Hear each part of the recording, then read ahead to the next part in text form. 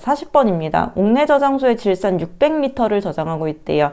이때 저장하고 있는 질산의 지정수량은 몇 배인가 라고 보시면, 자, 이 문제는 굉장히 쉽게 착각하실 수 있는 문제 중에 하나입니다. 왜냐하면 질산 나왔으니까 질산 665, 6면 300kg니까 지정수량의 몇 배 얘기하는 거네.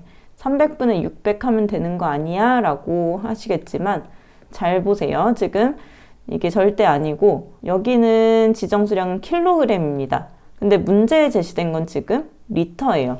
자, 킬로그램과 리터가 이렇게 서로 다르게 돼 있는 상황입니다. 서로 계산을 하려면 단위를 통일을 시켜줘야 돼요. 그래서 여기는 보통 나오던 그 지정수량의 배수가 아니라 일단 600리터가 몇 킬로그램인지 한번 환산을 할 수 있는지 그거를 알아보기 위한 문제고요. 자, 이거를 계산하기 위해서는 이 괄호 안에 있는 비중을 활용하시면 됩니다. 자, 비중이 1.5라는 뜻은 P분의 질량을 했을 때, 즉 1리터의 물을 샀을 때 1리터의 물의 무게가 1.5kg다. 이런 뜻으로 보시면 됩니다. 2리터짜리 물이 이렇게 있다 그러면 2kg 정도로 보시면 됩니다. 왜냐하면 물의 밀도, 물의 비중은 1이라고 보시면 되는데요. 그 비중이 나왔다는 건 1.5 뒤에다가 킬로그램 퍼 리터라는 걸 붙여가지고 밀도로 환산을 할 수 있습니다. 자, 비중과 밀도는 서로 같은 개념은 아니지만 문제를 풀기 위해서 이제 간단하게 생각을 하자면 이 비중 뒤에다가 킬로그램 퍼 리터를 붙이면 이게 밀도가 됩니다. 왜 이게 킬로그램 퍼 리터가 되냐라고 생각을 하신다면 우리가 편의점에서 물을 샀을 때 물 2리터짜리는 2kg니까 킬로그램 퍼 리터라고 부른다라고 보시면 되겠고요. 같은 부피당 얼만큼 무게가 나가느냐, 그게 밀도의 정의입니다. 그래서 1리터가 1.5kg다. 그러면 600리터는 몇 킬로그램이 되겠는가 생각을 해보시면, 자, 600리터는 1리터를 1.5kg으로 환산한 그런 값이 되겠습니다. 그래서 킬로그램으로 보면은 900kg이 되겠고, 지금 제가 쓴 요 식이 좀 이해가 안 되신다라고 생각이 드신다면, 자, 이렇게 푸는 방법도 있어요. 1리터가 1.5kg다. 그러면 600kg가 되면 이 둘 사이는 600배인 상태이죠. 그래서 1.5kg에도 600을 곱해주시면 됩니다. 자, 이거를 지금 그냥 뭐 곱하시면 돼요. 이렇게 설명을 안 드리고 킬로그램 퍼 리터이고 이렇게 계산을 하셔야 됩니다 라고 설명을 하는 이유는 나중에 더 문제가 어렵게 되면은 나중에는 사료 위험물을 가지고 몇 킬로그램인데 뭐 리터로 환산하는 이런 형식으로 낼 수 있어서 그래요. 자, 그럴 때는 이제 킬로그램이 숫자가 있고 이쪽에 있는 리터를 구하게 되겠죠. 그래서 무조건 숫자가 있으면 곱한 다음에 나누시면 됩니다. 이렇게 설명드리기에는 조금 위험 부담이 있는 문제이기 때문에 밀도라는 개념을 킬로그램 퍼 리터라는 걸 알고 푸셨으면 하는 마음에 이렇게 설명을 드립니다. 밀도는 1리터당 몇 킬로그램인지를 의미하는 거기 때문에 1리터는 1.5kg고 지금 문제에서는 600리터가 있기 때문에 1리터가 600배 됐으면 킬로그램도 똑같이 600배 해서 900kg이 되는 거다. 자, 이렇게 보시면 문제에 제시된 수량은 사실상 900kg인 거죠. 그리고 질산의 지정수량은 300kg이니까 이렇게 둘이 나누면 지정수량의 3배가 되겠습니다. 답은 3번입니다. 자, 47번입니다. 소화설비 설치 시 소요 단위를 산정하는데 소요 단위는 소화기 1개가 소요되는 그 건축물의 면적 또는 위험물의 지정수량의 몇 배 이런 것들을 얘기합니다. 자, 소요 단위가 정해진 기준은 제조소, 저장소, 취급소의 종류에 따라서 제조소나 저장소는 100제곱미터 또는 50제곱미터당 소화기 하나가 소요된다고 하고요. 저장소는 150, 75제곱미터당 소화기 하나가 소요가 됩니다. 자, 지금 여기서는 제조소 또는 취급소의 건축물을 물어보고 있어요. 그러니까 이 100 또는 50에 대한 설명이 되겠죠. 그래서 내화 구조인 경우에는 불에 잘 견디는 상태이기 때문에 소화기 1개로 상대적으로 넓은 면적을 끌 수 있습니다. 순식간에 화재가 퍼지는 게 아니라 불에 조금 견디고 있는 상태이기 때문에 소화기 하나로 좀 더 넓은 면적을 끌 수 있어요. 그래서 이 두 숫자 중에 큰 것이 내화 구조일 때 면적이고 작은 것이 비내화 구조일 때 나무 건물과 같이 좀 빠르게 타는 그런 상태일 때는 소요 단위의 면적이 작아진다라고 이해하시면 되겠습니다. 그래서 빈칸에 들어갈 말은 100 또는 50이어서 4번이 되겠습니다. 자, 52번인데요. 5개의 저장 탱크 중에서 압력 탱크에 저장하는 디에틸에테르 등의 저장 온도는 몇 도씨 이하인가?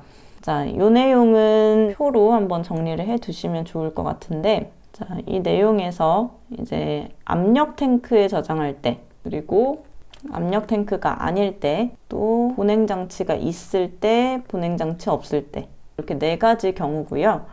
보통 이제 5개 저장 탱크나 옥내 저장 탱크, 지하 저장 탱크가 압력 탱크라는 말이 나오고, 이동 탱크 저장소에서는 보냉 장치가 나옵니다. 뭐 상황에 따라서 어떤 저장소인지에 따라서 이게 숫자가 바뀌는 건 아니기 때문에 문제에 압력 탱크라고 나오는지 보냉 장치라고 나오는지 이거를 구분해서 이제 문제를 보시면 될 것 같은데요. 위험물에서 보통 위험하다고 취급하는 것들이 뭐 히드록시라민, 염류, 아세트알데히드 등, 디에틸에테르 등 이런 것들이 있는데 산화프로필렌이랑 아세트알데히드를 포함하면 요거 두 개는 아세트알데히드 등이라고 부릅니다.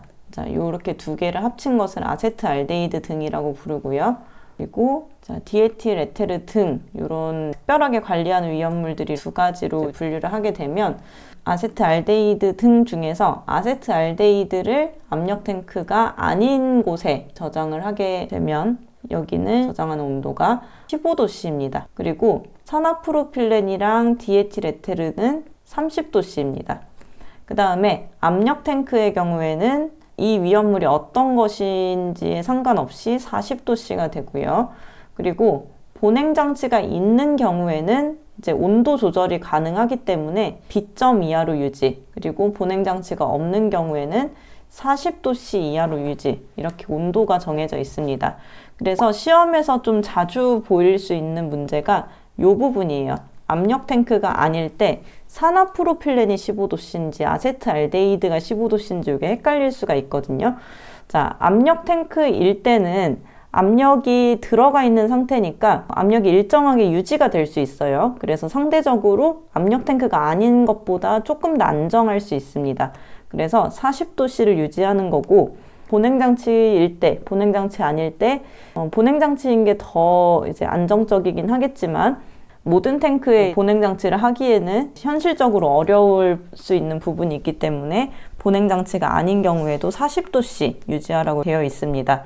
자, 그리고 압력 탱크가 아닌 경우에는 아세트알데히드만 15도씨, 나머지는 30도씨 이렇게 하는 기준이 있기 때문에 압력 탱크에 저장하는 경우 중에서 디에틸에테르를 물어보고 있으니까 40도씨라고 이렇게 체크하시면 되겠고, 자, 요거는 표를 좀 정리를 해 두셔가지고 40도씨가 나올 수도 있고 15도씨가 나올 수도 있고 뭐 B점이 나올 수도 있고 하기 때문에 좀 잘 정리를 해 두시기 바랍니다. 자, 이 내용은 책에 따로 정리가 안 돼 있기 때문에 여러분이 직접 필기를 하셔야 되고, 요 내용은 그 위험물 제조소 등의 특례 쪽에 그 글로 이렇게 수록이 되어 있기는 합니다. 자, 이 내용은 실기까지도 중요한 내용입니다. 자, 다음 문제 54번이고요. 위험물을 운반하기 위해서 이제 사류 위험물과 혼재가 가능한 액화석유가스, 압축천연가스 용기의 내용적은 몇 리터 미만으로 하여야 하는가? 사류 위험물이 석유죠. 석유에서 추출된 물질들이 거의 대부분인데 LPG도 액화석유가스, 석유에서 나오는 그런 가스입니다. 그래서 둘이 성격이 비슷하기 때문에 같이 둘 수 있고, 자, 이렇게 둘이 같이 두는 경우 가스 용기의 내용적은 120리터 미만으로 하여야 한다라고 위험물 안전관리법에 제시가 되어 있습니다. 그래서 답은 120이고, 문제에 액화석유가스와 사류 위험물을 혼재하고 있다라는 이런 문구가 있다면 120리터를 답으로 체크하시면 되겠습니다. 60번입니다. 위험물 안전관리법령에 따라서 운송할 때 경우이고요. 자, 이동 탱크 저장소에서 운송할 때 법정 교육을 이수하고 2년 이상 경력이 있는 자도 포함된다. 위험물을 운송하는 사람은 일단 뭐 자격증이 있으면 좋겠지만 자격증이 없는 경우에는 안전교육을 받고 경력이 2년이 있으면 됩니다. 자격증이 있는 경우에는 경력이 1년이 필요합니다. 자, 두 번째로 운송 책임자의 감독 지원하는 방법에는 동승하는 방법과 사무실에서 대기하면서 규정된 사항을 이행하는 방법이 있는데요.